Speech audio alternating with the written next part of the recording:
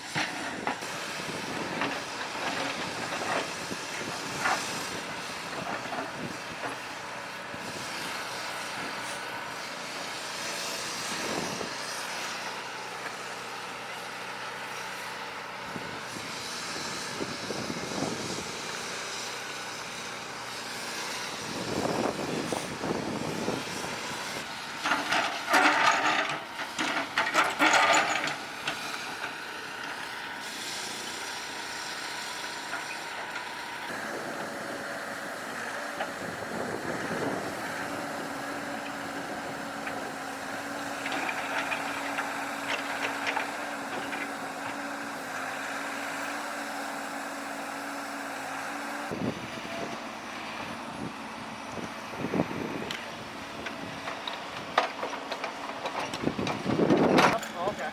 Trying to see if there's stuff in there rather than find everything. Right. Yeah,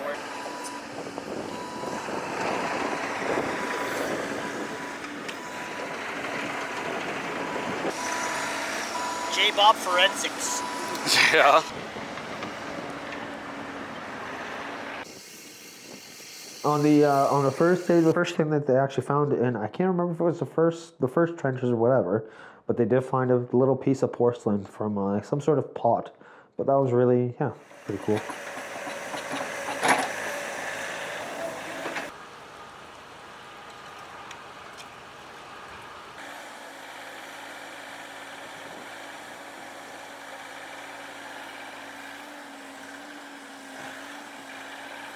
I did the exact same thing.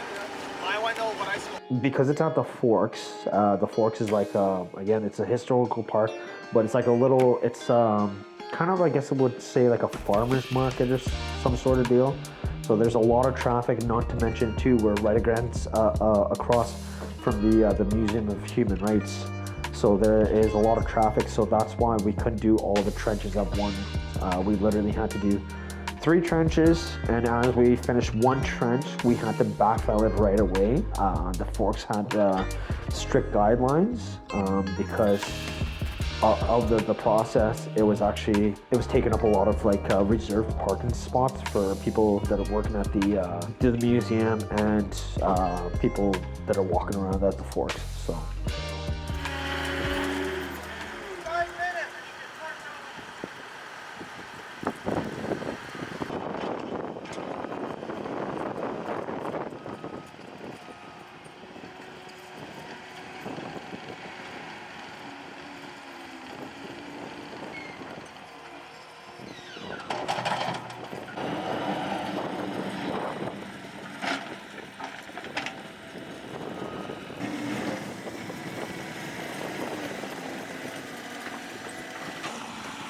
Find messed up things.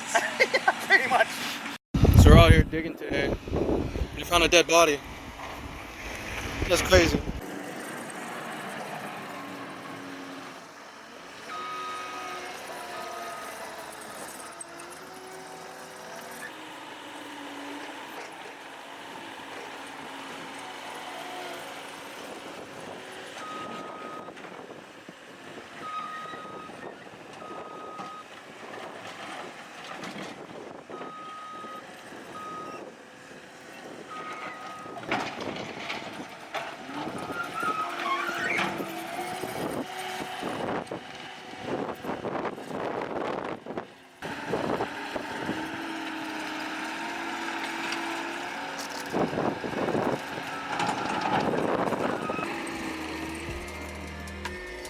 So yeah, there was 10 random spots that we had to excavate. Usually by code, you have to have a cage when you're digging anything past, I think it's like 3 feet deep. But because it was so narrow, I think we were able to bypass that. Because usually like you drop down a cage. Most of the cages usually if you're doing like certain water. This is one question I brought up because obviously it was a safety concern because we're going 10 feet deep and we're worried about anything collapsing, but I guess because it was so narrow that we were able to basically bypass that somehow. But yeah, we had to go down 10 feet. I don't know the reason why we had to go down 10 feet, but that's what they requested. And then that's what every sample was basically dig down 10 feet and then let them sift through it. So basically we were doing about three trenches a day because I think there was 9 or 10 in total.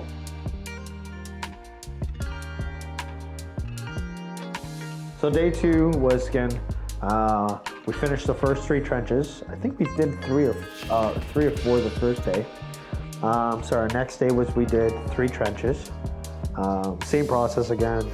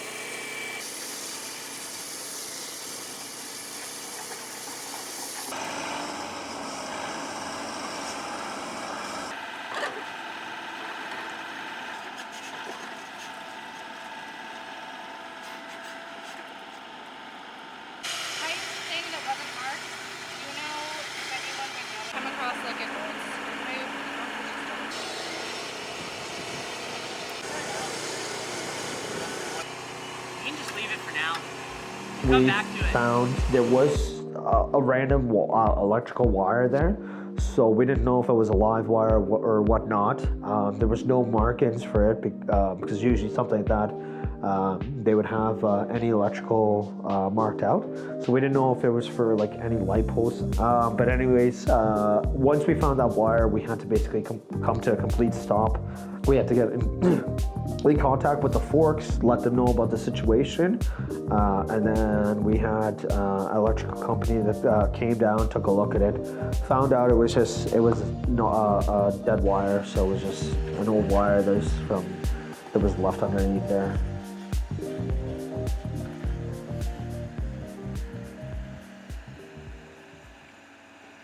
Pretty sure if there was any kind of conduit or anything we'd see. Yeah, just take up the hydro for the museum. No, this would be nothing. I know, I just... Even if it was a wire ran in the ground, it'd just be for some kind of signal or for like something like this would be a loop for like old wire, right? Yeah, I'm pretty sure. Oh yeah, for sure. Yeah, you guys are okay. Okay. Thank you so much for coming down. We really appreciate it.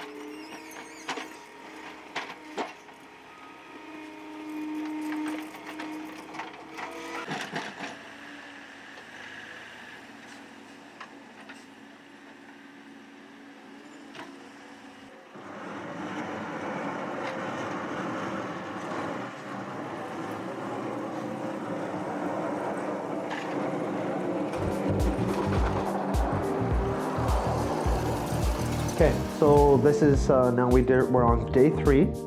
Same process again. We ended up hauling out material, and the reason why we hauled out the material is because of not proper compaction. So because you're going down such a deep level, you have to basically pack in layers. So you basically do kind of like, fill 3 feet, pack it, do another 3 feet, pack it, do another 3 feet, pack it. So we disturbed the ground, and then that's why there was material left over, because we couldn't obviously properly pack it unless we had rented the packer that goes on the machine. But it's an unnecessary thing when they're going to be digging it up anyways for the condos. So to save costs, we didn't even do that. We basically just, once we got up to the final couple layers, the excavator would just basically kind of stomp it down with the bucket, and that's what we end up doing. On the 3rd day, we did find some animal bones and half a hoof inside there. So that was the only interesting thing that was really found. Everything else was just kind of.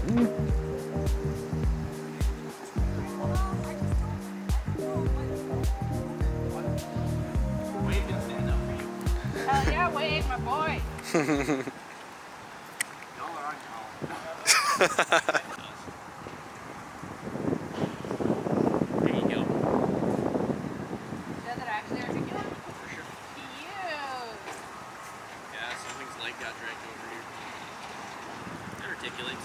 delicious.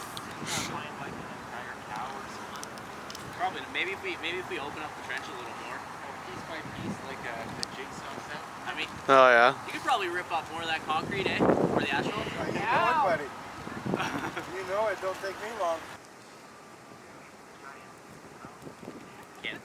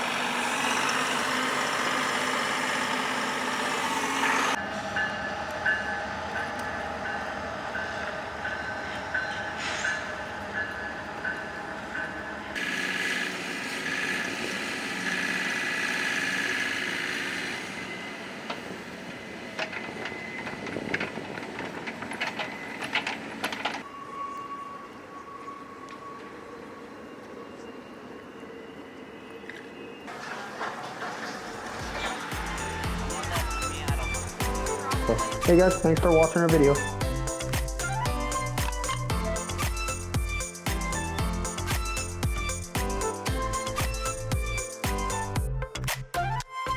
It's a good thing I wear reflective. God, if I feel cord. Oh, I was gonna slap you so hard. I would have literally taken off my belt.